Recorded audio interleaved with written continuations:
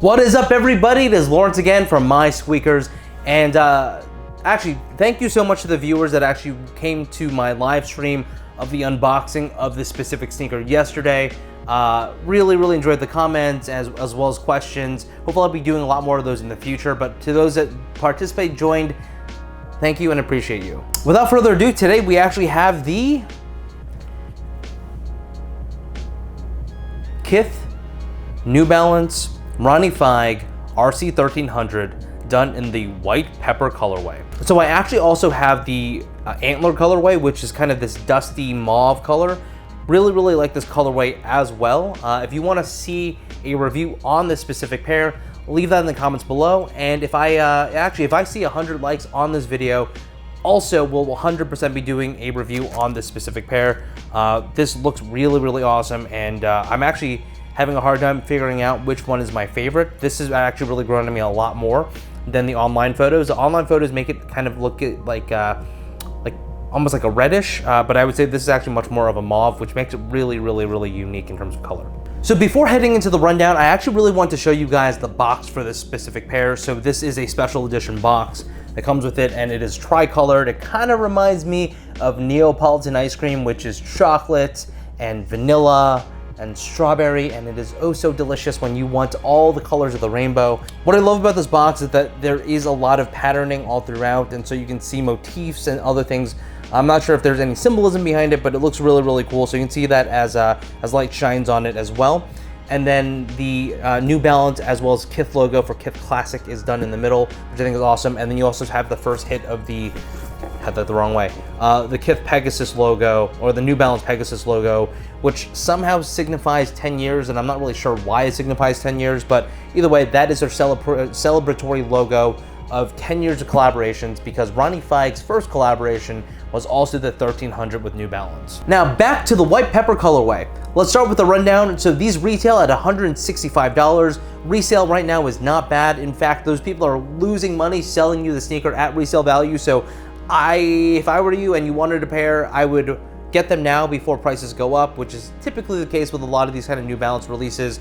They gain hype over time, which is kind of weird. Going to sizing, I would definitely go a half size down from your true to size. My true to size is a 7.5, and I typically go 7 on all New Balances. And while there is a little bit either more room or less room for the most part, I can almost always trust going half size down, which is a 7 on this specific pair. From a style perspective, I'm gonna give these an 8.5 out of 10. I really like these a lot. While I do actually like the New Balance 1300 non-RC version, so non-recrafted version, I still really like this color. I honestly just think they did a killer job, and the materials are awesome.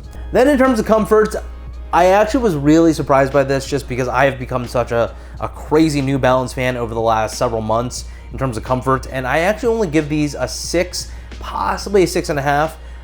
The upper is great, like we know and love from New Balance, so nothing to complain with there, but I'm not a huge fan of this outsole in any way, shape, or form.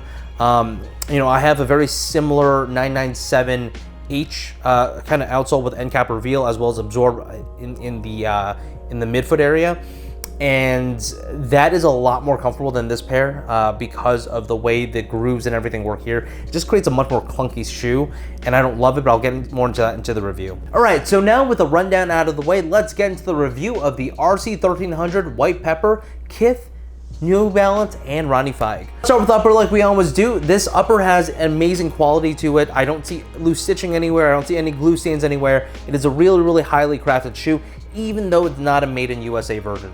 So the pigskin and everything itself, which is done in this tan/khaki color, is awesome. It is very smooth to the touch, which is, you know, sometimes they use a much hairier suede.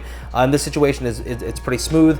It is not as kind of like high quality as some of the made in USA versions, but it's pretty good for the kind of non-USA versions. The mesh is done in a tonal color, which is on the toe cap area, as well as kind of the mid panels and quarter panels and back here. I'd say that they are very similar in color, but the mesh is a shade darker in color.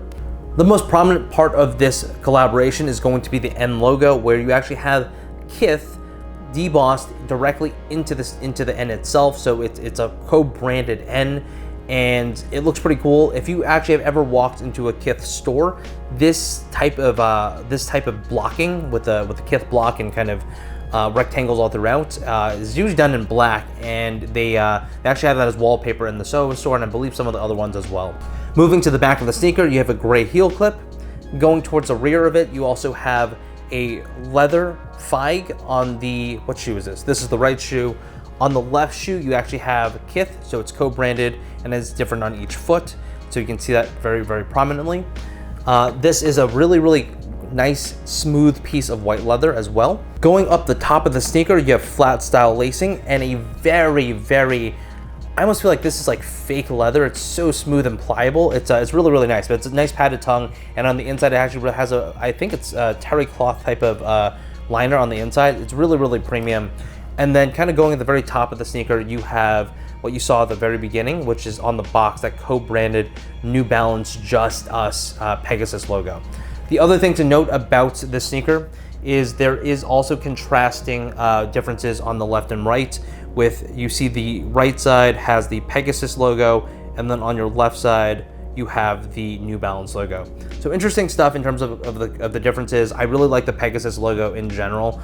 I hope, I don't know, they find ways to use it more often. I just kind of really like the aesthetic of that logo. Before I forget, it also comes with two colored laces. This is a tan color, and this is like a hunter green color that comes with it. I actually love the cream on it, so I'm gonna keep that on, but if you have other choices, if you want as well.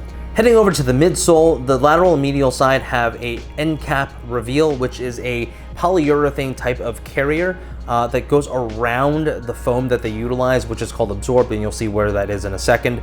But this white area is polyurethane, and on the medial side of the shoe, you actually see the absorb done in this hunter green color, which is really interesting. And I do like that color contrast as you're walking. You can actually see the difference of the color. Moving on to the outsole, you have your absorb outsole with some rubber as well. This is my least favorite part of the sneaker. The absorb you can actually feel once you put on. I've had other sneakers with absorb inside of it as well. But I would say that the trail-like tread of the outsole is where the downfall of the shoe is. It makes it a little unbalanced. You have a very traditional upper, which is awesome in its pigskin. You also have a pretty soft absorb material, which is this foam that you can see all throughout here and on the inside of the sneaker where the white is.